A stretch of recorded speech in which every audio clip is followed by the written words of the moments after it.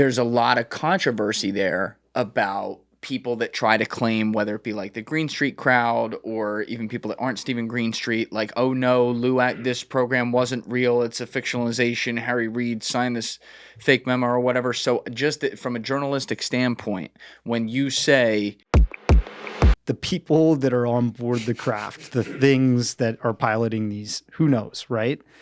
Maybe there's some DARPA craft out there as well. That's right. I don't discount Andy's experience. So Andy is pissed off because he's starting to add things up too. As an experiencer, he's like, I'm feeling like this guy's just taking advantage of the UFO community, and he's confronting Jason Sands. Yeah. And all of a sudden, Jason announces that he's indigenous, that he's like Native American. When was this? I don't know anything about this. It was like a month ago. And so but he came and saw me on January 11th, that Saturday. We put it out on the 15th and the 17th, the 2 podcasts. Was this before that? Yeah. Okay. Yeah. I missed that. And so this Native American lady is in the space, and she's claiming he's part of her tribe. And I'm friends with somebody who was an analyst serving to the UAP task force. And this individual said, when we did a background check on him, his mom is like Norwegian and his dad is like British descent. Other way around. Okay, other way around. British and Norwegian. Yeah, that's what he said. When he was in here, he talked about that. He said, my mom was a British woman. He didn't mention the descent of his dad, but his dad was an American soldier. Oh, okay. So he's announcing this space because this woman says, like, look, we have been like experiencing ant people and like all kinds of ant people. Well, that's like part of the, is it the Navajo or the Jicarilla? You're looking at me like I'm going to know. I don't know. The people in like the Nevada area have like tales of, creation stories and entities that are non-human that have interacted with them around that area. Okay. So I'm not discounting that, but all of a sudden he's getting this support when we're confronting him on this thing. And she's like, you can't say that about him, that he's making this stuff up, because this is part of our indigenous background. And I'm like, the crab aliens that he whacked? Like crab aliens. Yeah. Which is, I mean, I don't know if that's becomes ant people or whatever, but I'm like, it's two different things. And so I'm just like seeing this all becoming this like massive UFO construct that he's able to speak to on all these different levels from his character. And it sounds so much like all these other conspiracy theories that have happened in the past in the UFO community. Okay. And so that was my, that's still my major hang up. And I'm just worried that, you have real whistleblowers that have come forward like Lou Elizondo. Here's the difference. We can prove Christopher Mellon and Lou Elizondo worked together. Chris and him, they declassified some clips of credible UAP videos during the time that ATIP was happening. And Lou leaked those, took them to Leslie Kean, Ralph Blumenthal. Chris did. Yeah, Chris, sorry. Yeah. But we know that he worked, right, for the Pentagon. He was doing all this stuff. We know that Christopher Mellon met him that way. And so you have somebody like Christopher Mellon who can validate that person, right? Quick question. Yeah. Because I just had Lou in here. And by the way, you were the guy who originally got him in here. So thank you for that. It's all good. But we had a chance in the second episode we just did, which you haven't seen because I put it out 5 minutes ago, literally before we got on camera. But we went pretty deep on some of the ATIP stuff. I'm sure there will still be hanging questions that people are like, oh, you didn't get to this, didn't get to that. But there's a lot of controversy there about people that try to claim, whether it be like the Green Street crowd or even people that aren't Stephen Greenstreet, like, oh no, this program wasn't real, it's a fictionalization, Harry Reid signed this fake memo or whatever. So just from a journalistic standpoint, when you say we have proof that Lou and Chris worked together, what are you basing that off of? Just so we have that for the record. Chris's testimony. Okay. Right? Like, if we didn't have somebody that could verify Lou is who he is, then I would be like, red flag, right? We have somebody that was, Christopher Mellon, Harry Reid, these people were discussing that there is a treasure trove, a mountain of video and documented evidence of UAP interactions. And that the stuff that came out through them, those videos, is just the tippity tip of the tippity iceberg. You know what I mean? So there's a lot of stuff we don't know, and we can verify that person, but we don't have any personnel that can verify Jason Sands. We just have a video that he's attached himself to, the Nellis Air Force Base UFO video. Meaning verify that he worked on something like an Area 51 or... Yeah. Okay. Yeah, we can't, like, there's, and that's where, and then, it just comes back to, we've heard this stuff before. Yes. Corey Good and David Wilcock, they launched their Insiders back in 2017-18.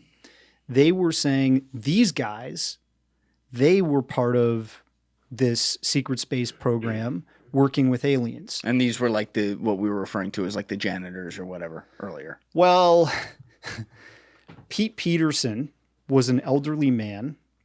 You'll see, if people go and watch the documentary, we go back and we look at these quote unquote insiders. And that was senile, they were saying.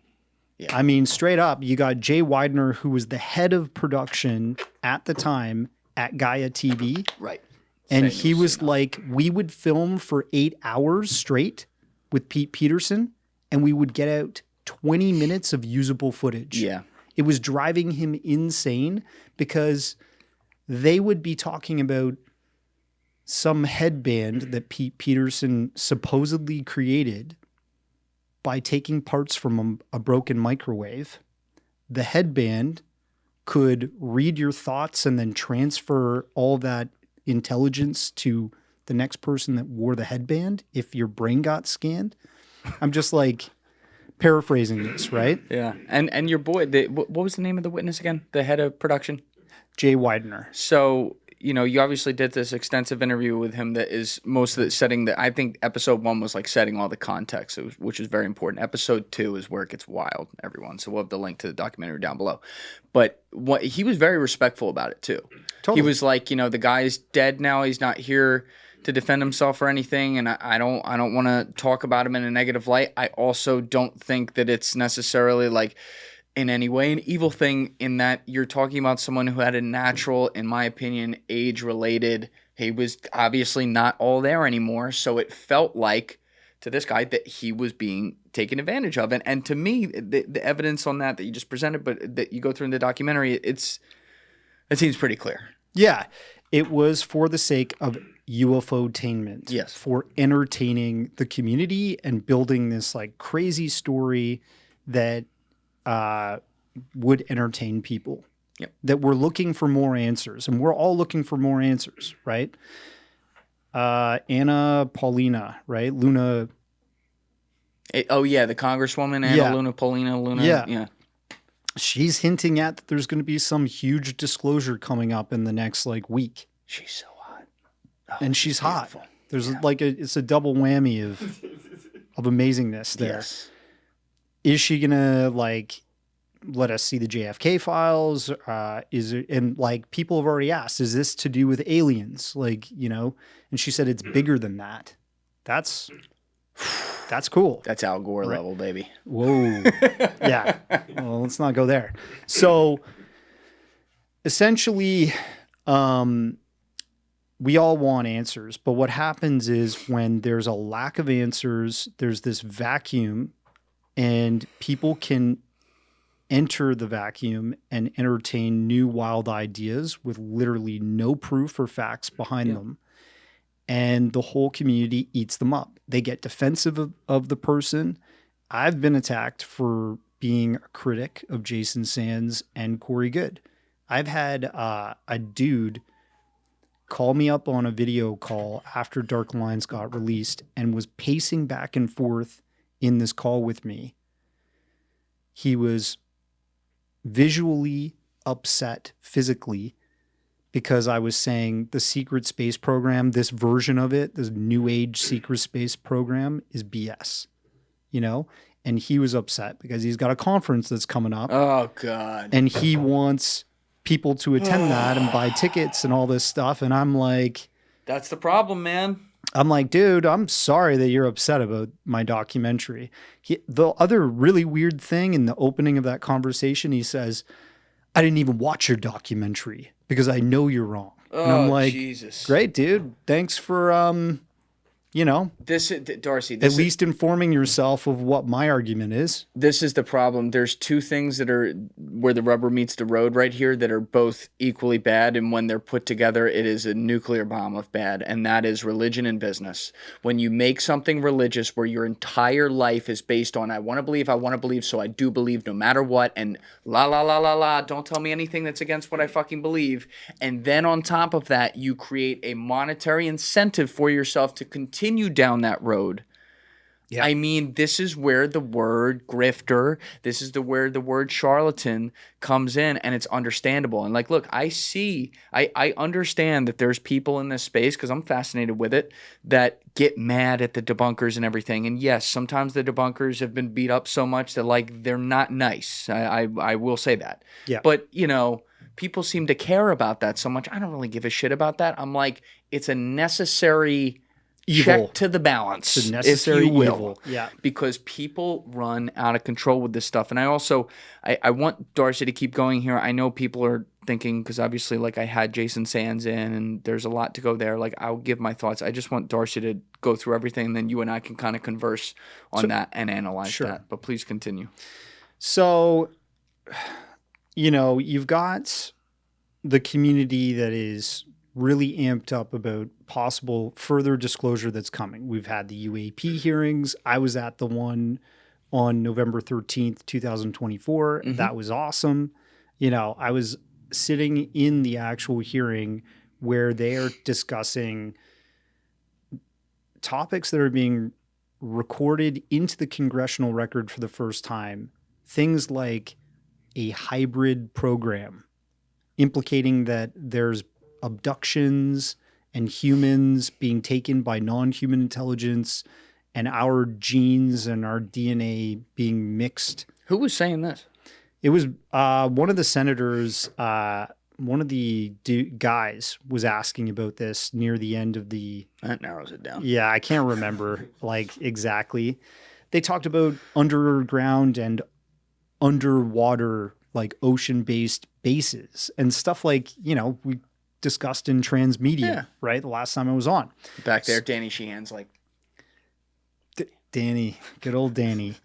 Thank you guys for checking out this clip. If you haven't already subscribed, please subscribe and hit the like button on this video. It is a huge, huge help. And if you'd like to check out this clip's full podcast episode, that link is in the description below or right here. And finally, you can follow me on Instagram and X by using the links in my description below.